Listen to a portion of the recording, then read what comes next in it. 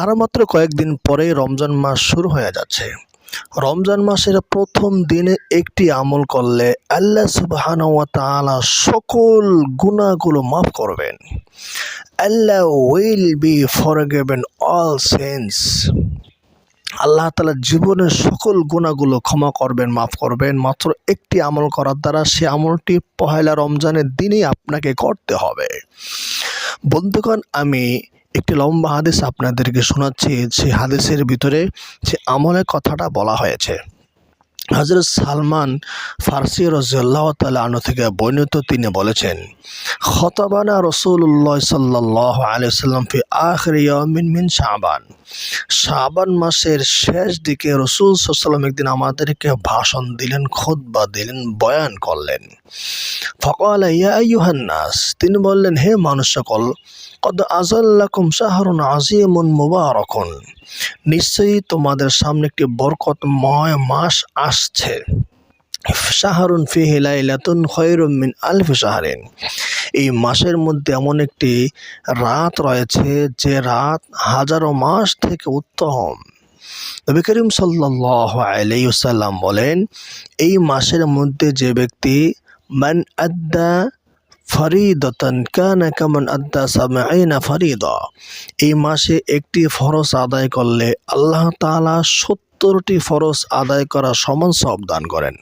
সুবহানাল্লাহ। তার মানে আপনি এই মাসে যদি একদিন জোহর নামাজ পড়েন, তাহলে অন্যান্য মাসে 70 দিন জোহর, মানে 2 মাস 10 দিন জোহর নামাজ পড়া সওয়াব পেয়ে যাবেন।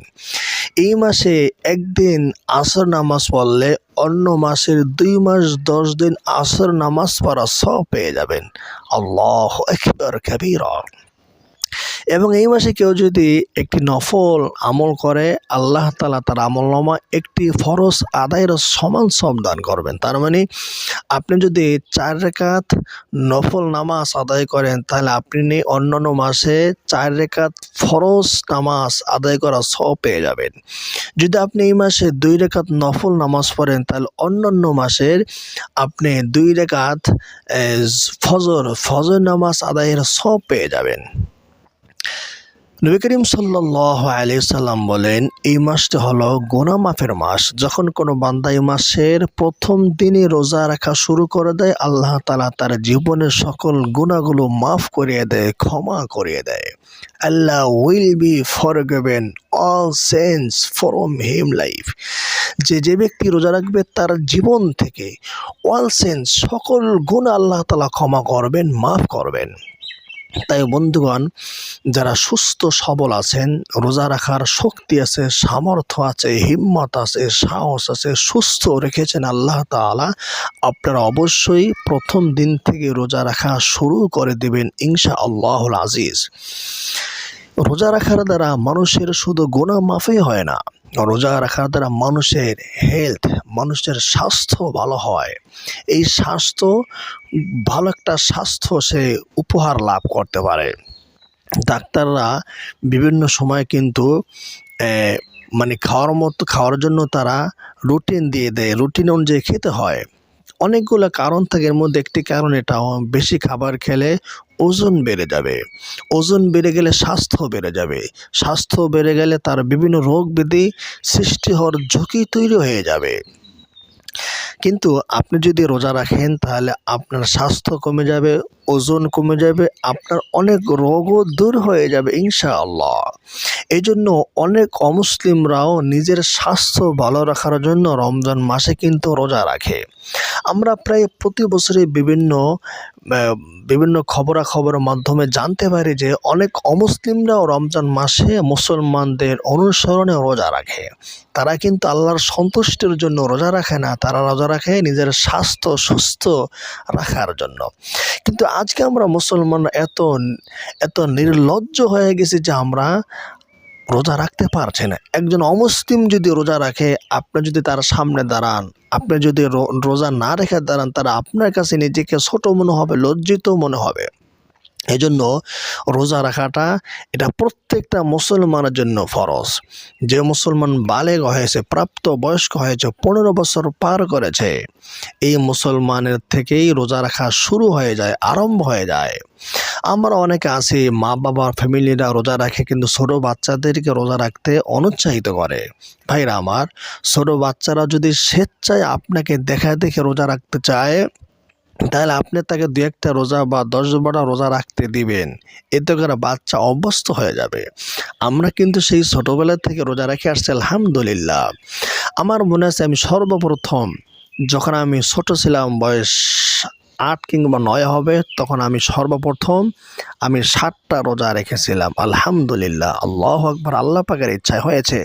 অনেকে আছে আরও বেশি রোজা রাখে, তো ভালো, যে যেই পরিমাণ পারেন রমজান মাসে বাচ্চাদেরকে দিয়ে রোজা রাখানোর চেষ্টা করবেন।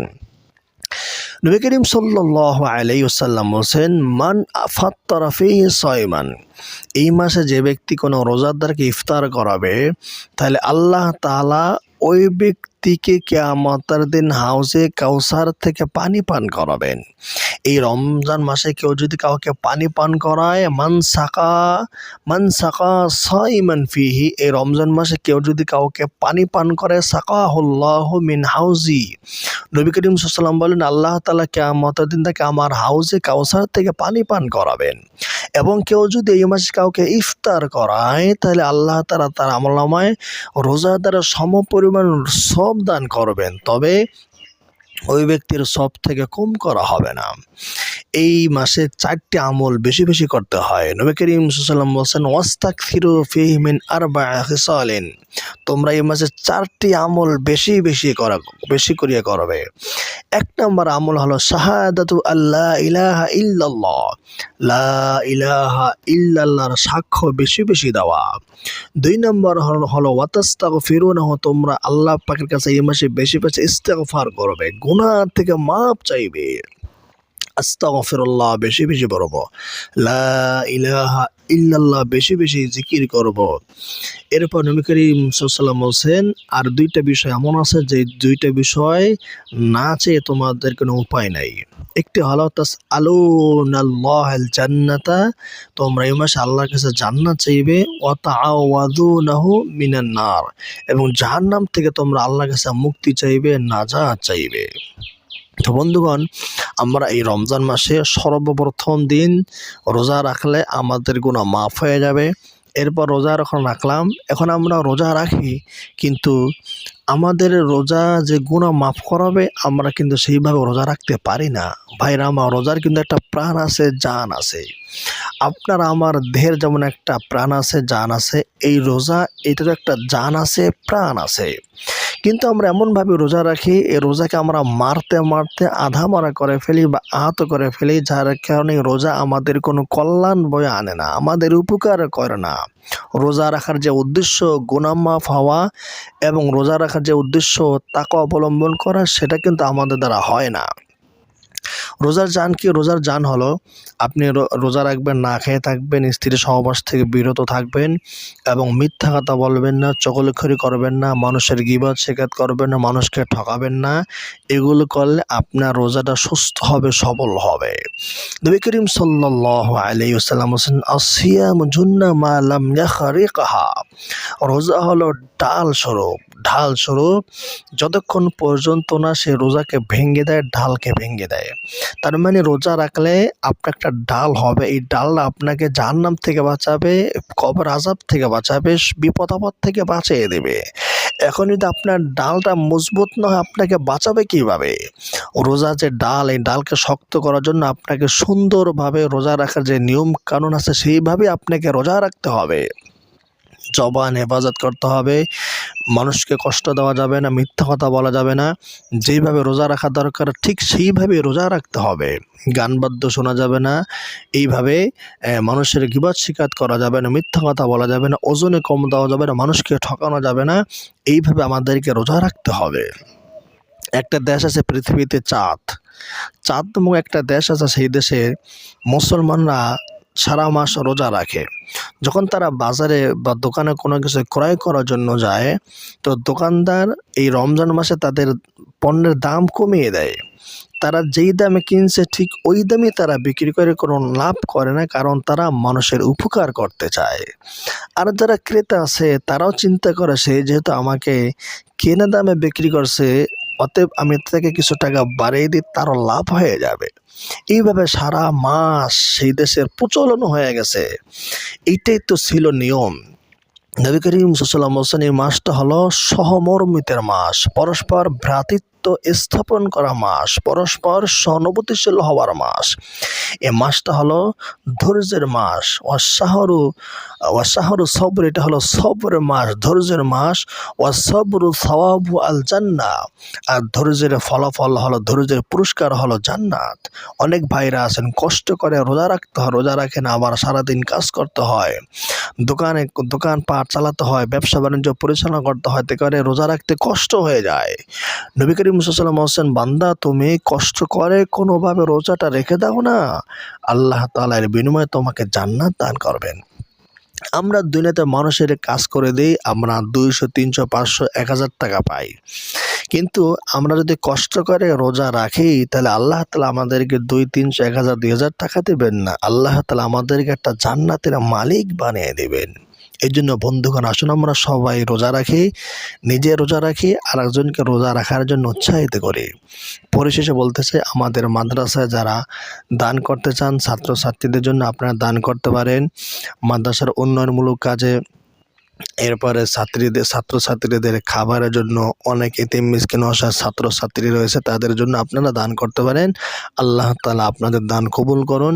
এই রমজান মাসে যারা জাকাত দেন, ফিতরা দেন, তারা জাকাত ফিতরা দিতে পারেন। আল্লাহ তাআলা সবার দান কবুল করুন, ফিতরা কবুল করুন। আল্লাহ তাআলা সবাইকে সুস্থতার সাথে রমজান মাসে রোজা রাখার তৌফিক দান করুন। কারো যদি কোনো জিজ্ঞাসা থাকে কমেন্টে প্রশ্ন করুন, আপনাদের প্রশ্নের জবাব দেওয়া হবে ইনশাআল্লাহ তাআলা বিইজনিহি।